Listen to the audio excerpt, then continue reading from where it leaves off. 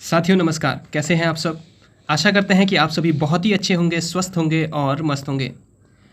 आप सभी को पता है कि बिहार शिक्षक बहाली से रिलेटेड सारे अपडेट आपको इस चैनल के माध्यम से मिलती रहती है। लेकिन आज जो हम आपको बताएंगे, वो ऐसी वैकेंसियाँ हैं जो यहाँ पे आपको देखने को मिलेंगी। आप देख सकते हैं यहाँ पे बहुत सारी ऐसी वैकेंसियाँ हैं जो बिहार सरकार के द्वारा रिलीज़ की गई हैं।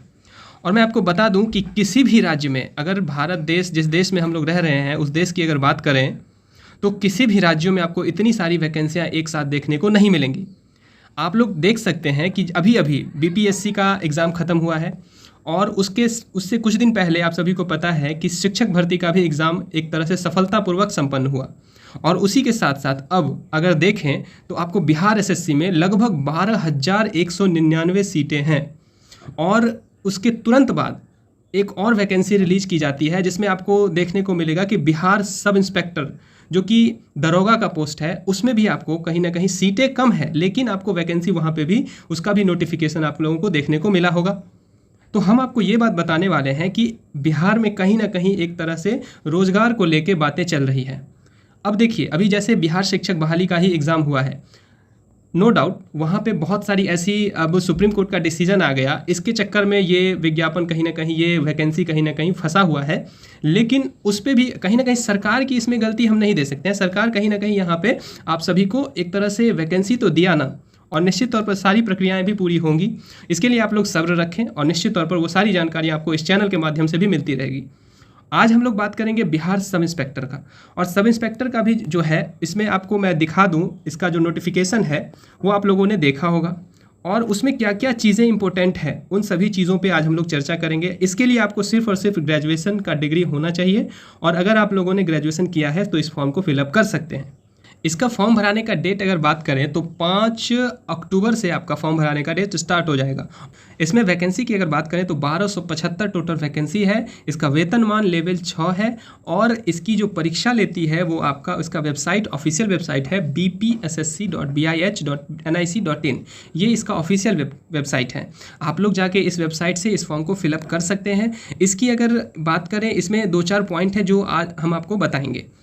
आप लोग देख सकते हैं, अगर आपकी जो एज है, इसकी एलिजिबिलिटी क्राइटेरिया की अगर बात करें तो आपकी एज मिनिमम 20 साल होनी चाहिए और मैक्सिमम, ये मैं जनरल की बात कर रहा हूँ, मैक्सिमम आपकी एज जो है वो 37 वर्ष होना चाहिए। यहाँ पे आप लोग देख सकते हैं क्लियरली मेंशन किया गया है ये सारी चीज़ें। उसके बाद अगर बात करें महिलाओं की तो मिनिमम तो 20 वर्ष ही है, लेकिन अधिकतम की अगर बात करें तो 40 वर्ष जनरल कैटेगरी में जो महिलाएं आएंगी उनका इतना सीट है। उसके बाद अगर बात करें पिछड़ा वर्ग में, तो पिछड़ा वर्ग में और अत्यंत पिछड़ा वर्ग में पुरुष एवं महिलाओं के लिए न्यूनतम जो है वो 20 वर्ष है और मैक्सिमम 40 वर्ष है। इसी तरह अगर बात करें SC ST में तो उसमें भी 20 वर्ष और 42 वर्ष है।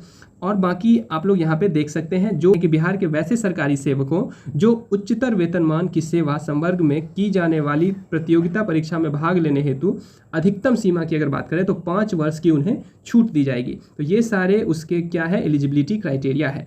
उसके बाद अगर बात करें तो ये बहुत एक ये पॉइंट जो रहता है वो बहुत सभी अभ्यर्थियों को कन्फ्यूज़न लगता है इसमें, तो उस पर मैं आप सभी को क्लियर कर देता हूँ। हाइट की जहाँ तक बात रही तो हाइट की अगर बात करें तो पुरुषों के लिए न्यूनतम जो है वो 165 सेंटीमीटर होना चाहिए।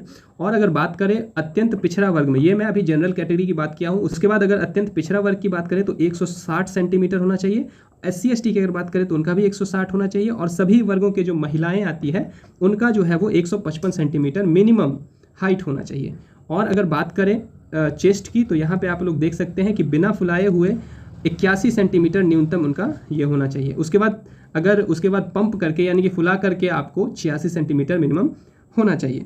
अनुसूचित जाति की बात करें तो बिना फुलाए 79 और फुला करके 84। वजन की अगर बात करें तो वो भी आप लोग यहाँ पे देख सकते हैं कि वजन जो है वो सभी वर्गों में महिलाएं जो उम्मीदवार होंगे उनके लिए आपको 48 kg का उनका वेट होना चाहिए।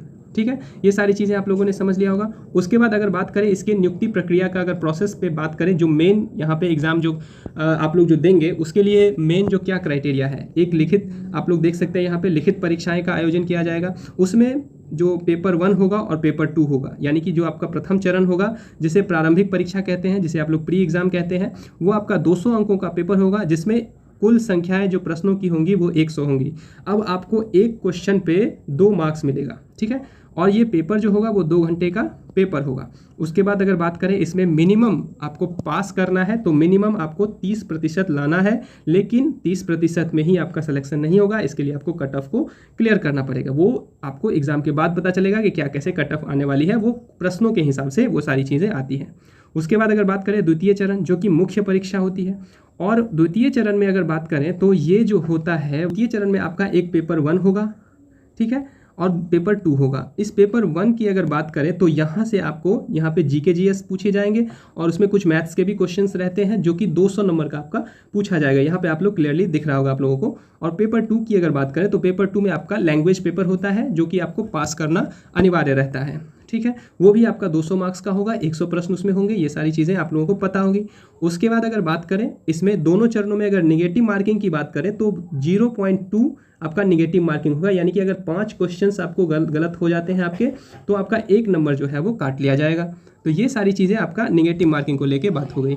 उसके बाद अगर तीसरी चरण की परीक्षा की बात करें तो आपका शारीरिक योग्यता यानी कि दक्षता परीक्षा का आपका जो चेक किया जाएगा, फिजिकली जो आपको चेक किया जाएगा, उसमें भी बहुत सारी चीज़ें हैं, जैसे कि दौड़, पहला हो गया दौड़, दूसरा हो गया ऊंची कूद, लंबी कूद। दौड़ में अगर बात करें तो 1.6 किलोमीटर यानी कि 1 मील आपको 6 मिनट 30 सेकंड में आपको दौड़ना होगा अगर आप लोग पुरुष अभ्यर्थी हैं तो। महिला अभ्यर्थियों के लिए 6 मिनट में आपका जो है 1 किलोमीटर दौड़ना होता है। और ऊंची कूद की अगर बात करें तो जो सभी कैटेगरी के पुरुषों के लिए न्यूनतम 4 फीट उनको कूदना है और महिलाओं के लिए 3 फीट है। लंबी कूद की अगर बात करें तो 12 फीट पुरुषों के लिए और महिलाओं के लिए बात करें तो 9 फीट आपको महिलाओं के लिए यहाँ पे लंबी कूद की बात की गई है। उसके बाद अगर बात करें तो गोला फेंक भी होता है, क्योंकि आपको न्यूनतम जो है वो 16 पाउंड का गोला न्यूनतम 16 फीट आपको फेंकना होगा, ठीक है। और इसी तरह से महिलाओं के लिए अगर बात करें तो महिलाओं के लिए 12 पाउंड का गोला 10 फीट उनको फेंकना होता है। ये गोला फेंक की बात हो गई। इसी तरह से आपको सारी चीज़ें यहाँ पे दी गई है। तो वो सारी चीज़ें आप लोगों ने यहाँ पे अगर देखेंगे इसके नोटिफिकेशन को तो आप लोगों को सारी जानकारियाँ अच्छे से समझ में आ जाएंगी। और अगर बात करें, अगर सीटों की कुल संख्याएँ देखें तो आप यहाँ पे देख सकते हैं कि आरक्षण कोटि में यहाँ पे दिया हुआ है अनुसूचित जाति जनजाति, ओबीसी में आ गया, पिछड़ा वर्ग में आ गया, महिलाओं पे, ये सारी चीज़ें आपको यहाँ पे क्लियरली दी गई है। टोटल सीटों की अगर बात करें तो 1275 टोटल सीटें हैं, जिसमें महिलाओं की अगर सीट की बात करें तो 368 महिलाओं की सीट है, बाकी पुरुष की सीटें हैं। उसके बाद अगर बात करें तो आरक्षण भी यहाँ पे जो कैटेगरी में आरक्षण मिलता है, जैसे आपको ईडब्ल्यूएस सब जो है वो सभी आप लोग बनवा लीजिएगा और इसकी तैयारी में लग जाइएगा, क्योंकि अब आप लोगों के पास समय बहुत कम है और तैयारी की प्रक्रिया आप लोग शुरू कर दीजिए। और साथ ही साथ जीके जीएस पे ज़्यादा फोकस रखिएगा। बाकी इसकी स्ट्रेटजी क्या है, इसके क्या क्या सिलेबस में कौन कौन सी बुक पढ़ने हैं, वो सारी चीज़ें हम आपको अगले वीडियो में बताएंगे। बने रहिएगा हमारे इस चैनल से, आपको सारी जानकारियाँ अच्छे से मिलती रहेंगी। और साथ ही साथ बिहार शिक्षक बहाली से रिलेटेड आपको पता ही है, जो इस चैनल के माध्यम से आपको सारी चीज़ें मिलती रहती है। बिहार एसएससी जो कि इस बार एसआई का एग्जाम लेगी, वो भी हम सारी चीज़ें आपको अपने चैनल के माध्यम से बताते रहेंगे। तो इसके लिए आप इस चैनल को जरूर सब्सक्राइब कर लीजिएगा। और अगर ये वीडियो आप सभी को अच्छा लगा होगा तो वीडियो को जरूर लाइक कर दीजिएगा और ज़्यादा से ज़्यादा शेयर कर दीजिएगा। मिलते हैं नेक्स्ट वीडियो में, तब तक के लिए आप सभी का बहुत बहुत धन्यवाद।